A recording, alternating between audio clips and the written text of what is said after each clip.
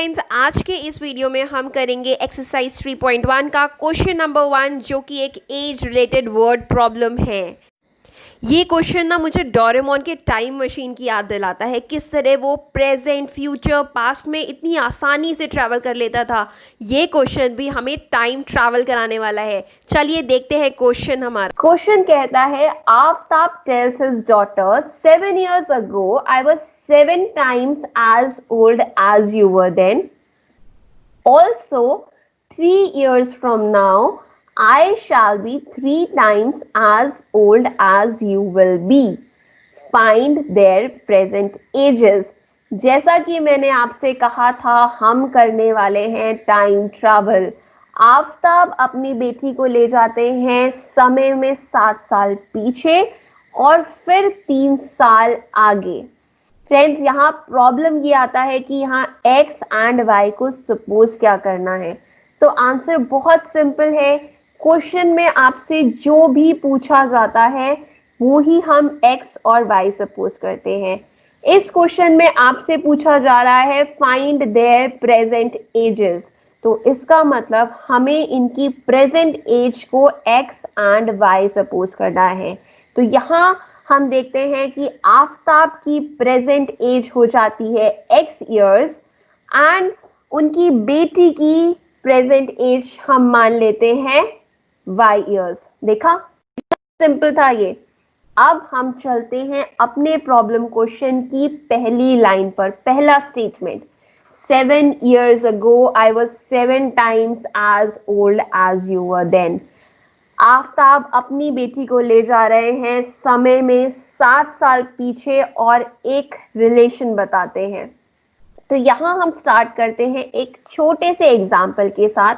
मान लिया जाए कि अगर आज फादर की प्रेजेंट एज है 40 साल, तो 7 साल पहले फादर की एज हो जाती है 40 - 7। आज से 7 साल पहले एज हो जाती है 40 - 7। यहाँ क्योंकि हमें फादर की एज, प्रेजेंट एज पता नहीं है, हम उसको मानते हैं x, जिसकी वजह से इक्वेशन बन जाता है x - 7। 7 साल पहले फादर की एज हो जाती है x - 7। इसी तरह अगर हम मान लेते हैं कि डॉटर की प्रेजेंट एज है 10 years, तो 7 साल पहले डॉटर की एज हो जाती है 10 - 7। और क्योंकि हमें डॉटर की प्रेजेंट एज नहीं पता है, उसको लिया गया है यहाँ y, जिसकी वजह से हमारे पास डॉटर्स एज 7 years ago हो जाती है y - 7। सिंस हम टाइम में पीछे ट्रैवल कर रहे हैं, इसीलिए जरूरी है कि दोनों की एज में से 7 साल माइनस किए जाएं। अगर आप सिर्फ x या सिर्फ y से 7 साल कम करते हैं तो आपका क्वेश्चन गलत हो सकता है। तो इस चीज पे थोड़ा सा ध्यान दीजिएगा। अब लगाते हैं यही कॉन्सेप्ट हम अपने क्वेश्चन में। जैसा कि अभी आपने देखा, 7 साल पहले आफ्ताब की एज हो जाती है x - 7, आफ्ताब की डॉटर की एज हो जाती है y - 7। अब चलते हैं कि क्वेश्चन हमें आगे इनकी इस एज में क्या रिलेशन बता रहा है। क्वेश्चन कहता है, I was 7 times as old as you were then. Aftab बताते हैं कि वो अपनी बेटी की एज से 7 गुना थे, 7 टाइम। तो अकॉर्डिंग टू क्वेश्चन हम कह सकते हैं आफ्ताब की age was 7 times his daughter age. Aftab की एज है x - 7, डॉटर की एज है y - 7 और आफ्ताब हो चुके हैं उनके 7 गुना। 7 साल पहले की बात बताई जा रही है, वो थे उनकी एज के 7 गुना। इस इक्वेशन को सॉल्व करने के लिए हम मल्टीप्लाई करेंगे 7 को y से एंड 7 को 7 से, जिसकी वजह से हमारी इक्वेशन बन जाती है x - 7 = 7y - 49। इसके बाद हम वेरिएबल को एक साइड रखेंगे ताकि हम क्वेश्चन को सॉल्व कर सके। वेरिएबल यहाँ पर कौन कौन से हैं? x and y, they are the 2 variables, तो हम इनको ले जाते हैं लेफ्ट साइड। x जो है ये ऑलरेडी लेफ्ट साइड पर है, 7y भी जाता है लेफ्ट साइड पे and the equation becomes x - 7y = -49 + 7।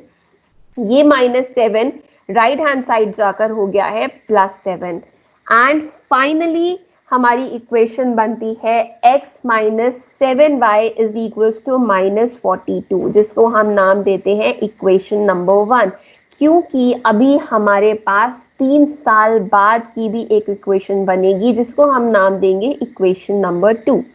अब पढ़ते हैं अपनी क्वेश्चन का सेकेंड स्टेटमेंट। ये कहता है 3 years फ्रॉम नाउ, ये हमें ले जा रहा है समय में 3 साल बाद, और वो कहते हैं ना कि समय उड़ते देर नहीं लगती, तो ये उड़ गया हमारा समय और हम आ गए 3 साल बाद।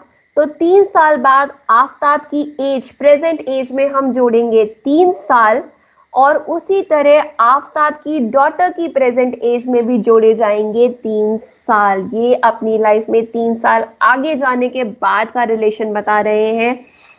तो अकॉर्डिंग टू क्वेश्चन यहां पर कह रहे हैं I shall be 3 times as old as you will be, मैं तुमसे 3 गुना हो जाऊंगा आज से 3 साल बाद। तो याद रखिए दोनों की ही एज में हम +3 करेंगे, क्योंकि दोनों ही समय में 3 साल आगे जा चुके हैं और आगे जाने के बाद ये रिलेशन है।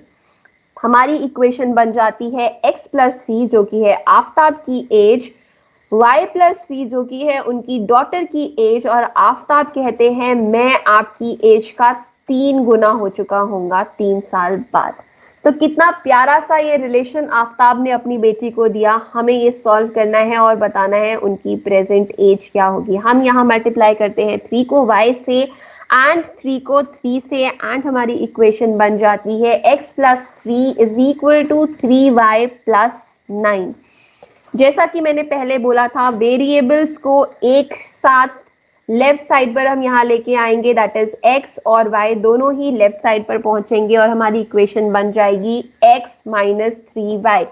क्योंकि 3y राइट हैंड साइड से लेफ्ट साइड पर आया है इसीलिए वो साइन चेंज करता है, प्लस जो है वो माइनस बन जाता है, प्लस जो है वो माइनस बन जाएगा एंड माइनस प्लस बन जाएगा, और हमारे पास फाइनल इक्वेशन आ जाती है x minus 3y is equal to 6। आगे हम इन दोनों इक्वेशन को सॉल्व करेंगे यूजिंग एलिमिनेशन मेथड। आप चाहें तो यहाँ सब्स्टिट्यूशन मेथड भी यूज कर सकते हैं। ये रही हमारी दो equations, equation number 1 and equation number 2। इनको एलिमिनेशन मेथड से सॉल्व करने का मतलब है कि हम यहाँ कोशिश करेंगे कि जो दो वेरिएबल्स यहाँ पर आपको प्रोवाइडेड हैं x और y, उसमें से किसी एक के साथ का कांस्टेंट हम सेम कर सकें। यहाँ पे आप जैसे कि देख सकते हैं x का कांस्टेंट जो टर्म है वो ऑलरेडी सेम है, मतलब दोनों ही x के पास 1 है, तो इसमें हमें कुछ भी चेंजेस करने की जरूरत नहीं है। हम डायरेक्टली इन इक्वेशंस को सब्ट्रैक्ट कर देंगे। क्यों? क्योंकि हम यहाँ x को एलिमिनेट करना चाहते हैं। एलिमिनेट का मतलब होता है किसी को निकाल देना, उस जगह से हटा देना। तो यहाँ पर हम उसको x को यहाँ से हटा देंगे और सिर्फ y बचेगा हमारे पास। और ये मुमकिन सिर्फ तब था जब x, दोनों ही इक्वेशन में x के साथ जो कांस्टेंट टर्म लगी हुई है, जैसे यहाँ पे आप देख सकते हैं 1 है, यहाँ पर भी 1 है, क्योंकि ये बराबर है इसीलिए हम यहाँ एलिमिनेशन मेथड यूज कर पा रहे हैं। गाइस ये हो जाता है x minus 3y is equal to 6। हम करेंगे इन दोनों इक्वेशंस को सब्ट्रैक्ट। जब भी आप सब्ट्रैक्ट करते हैं तो साइन चेंज हो जाते हैं, ध्यान दीजिएगा। यहाँ प्लस था, ये बन चुका है माइनस, यहाँ माइनस है, ये बन चुका है प्लस, और 6 भी था हमारा प्लस में, ये बन चुका है माइनस। तो हमारे पास इक्वेशन बन गई है अब -4y इज इक्वल टू -48, जिसकी वजह से y की वैल्यू आती है 12, जिसका मतलब है कि आफताब की बेटी की एज हो जाती है 12 साल। प्रेजेंट एज जो है वो है 12 साल। अब ये y की वैल्यू हम प्लेस करेंगे अपनी इक्वेशन नंबर 2 में। इस पर्टिकुलर इक्वेशन में हम प्लेस करने वाले हैं y की वैल्यू और निकालेंगे वहां से x की वैल्यू। तो यहाँ पर हमने प्लेस की y की वैल्यू और x की वैल्यू निकलती है इस तरह से 42। मतलब हमारे पास आफ्ताब की एज भी आ चुकी है, that is 42 years. Present age दोनों की, यही हमसे क्वेश्चन ने पूछा था और हमने बहुत ही सिंपल तरीके से इसका आंसर निकाल दिया। गाइस, मैंने आपके लिए यहाँ सेल्फ असेसमेंट के लिए एक क्वेश्चन रखा है, आप उसको सॉल्व करिए एंड अपने आंसर जरूर चेक करिएगा। तो फटाफट आप इस वीडियो को पॉज करिए, यहाँ पर पेन एंड पेपर लेके आइए और इस पर्टिकुलर क्वेश्चन को आप सॉल्व करके देखिए कि आपका कॉन्सेप्ट क्लियर हुआ है या नहीं हुआ है, एंड वापस से इस वीडियो को प्ले करिएगा।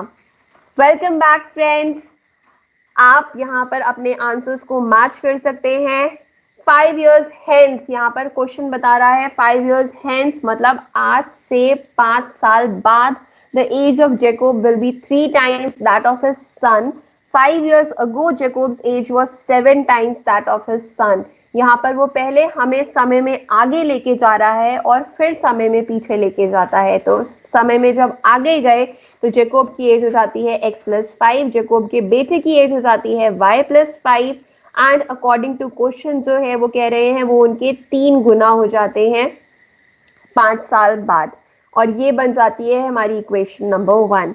सिमिलरली जब हम समय में 5 साल पीछे जाते हैं तो जेकोब की एज हो जाती है x-5, जेकोब के बेटे की एज हो जाती है y-5, and according to question जो रिलेशन गिवन है वो है जेकोब जो है वो अपने बेटे के 7 गुना है, जिसकी वजह से हमारे पास फाइनल इक्वेशन आती है x-7 is equals to -30। Congratulations जिन्होंने भी ये क्वेश्चन बहुत ही अच्छे तरीके से करेक्ट किया है।